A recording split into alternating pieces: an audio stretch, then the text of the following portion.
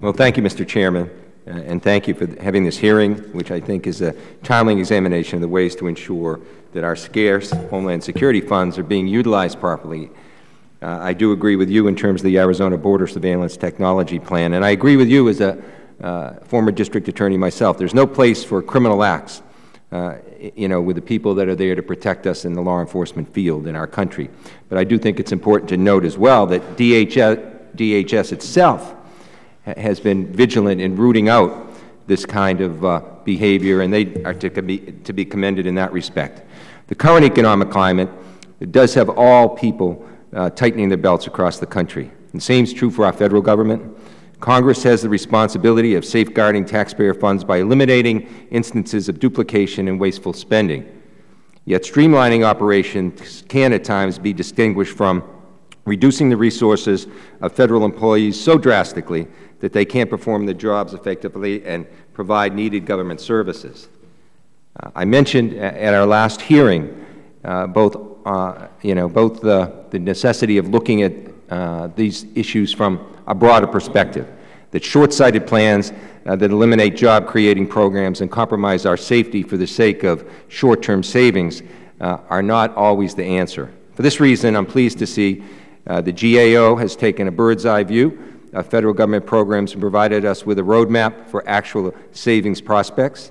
The report identifies 51 areas that require greater efforts at efficiency, as well as suggestions for providing more effective government services. It also identifies government duplication, overlap, fragmentation to help Congress discover more cost savings and revenue enhancement opportunities. Although the report contains a government-wide assessment, it highlights several broad areas where duplication, overlap, and fragmentation exist within DHS. Accordingly, this subcommittee received testimony from DHS Undersecretary Rafael Boris last week on efforts the Department is making to integrate its management system.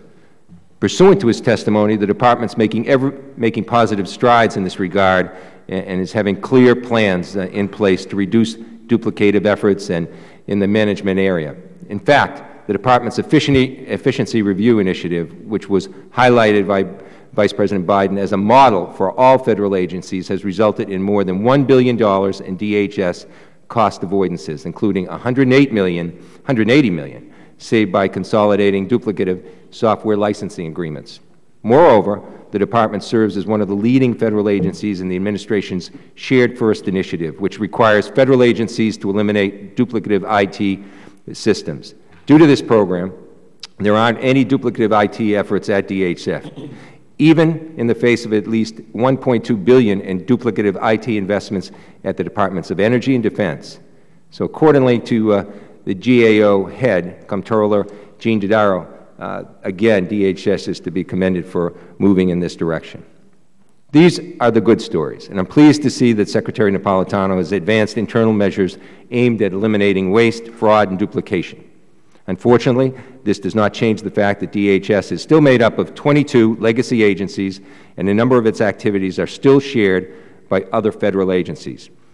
It's within these instances where GAO identifies numerous instances of undefined roles, responsibilities, and duplicative efforts that ultimately result in spending taxpayer money that could have been better utilized.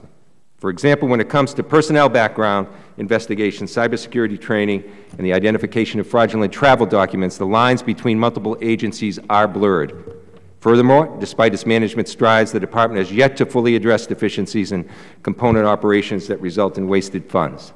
The Department's Federal Protective Services has received over $230 million from federal agencies for risk assessment and security services, yet these agencies have not found the FPS's services adequate or satisfactory, so they perform their own assessments as well. Mr. Chairman, I think that much more sound strategy to eliminate or streamline bureaucratic programs that haven't been working for years over preventing new programs and technologies with potential for taking effective due cost concerns in place is a sound strategy. I look forward to receiving testimony from our witnesses on these and other issues and the relevance of today's hearing. And with that, I yield back my time.